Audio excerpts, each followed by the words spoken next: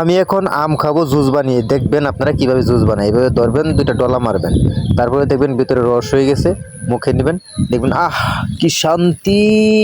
মুখের ভিতর আপনার রস যাচ্ছে আর আপনি শান্তি পাচ্ছেন, সুখ পাচ্ছেন, আরাম পাচ্ছেন, কত কি যে লাগে, আহ কি টেস্ট। আমি যে আমটা খাচ্ছি মনে করেন, এর মতো দারুণ চমৎকার মুহূর্ত আর কখনো আপনি ফিল করতে পারবেন না। যখন আম খাবেন আপনি এভাবে জুস বানিয়ে খাবেন, দেখুন হাই রে স্বাদ। এ কোনো সাধারণ আম নয় লে লাইলা, এ হচ্ছে হিমসাগর আম। এ কোনো ল্যাংড়া আমও নয়, এটা হচ্ছে হিমসাগর। হিমসাগরের আমের যে স্বাদ, এর যে কত টেস্ট, যারা হিমসাগর আম খাচ্ছেন তারা একমাত্র এটার মজা পাচ্ছেন।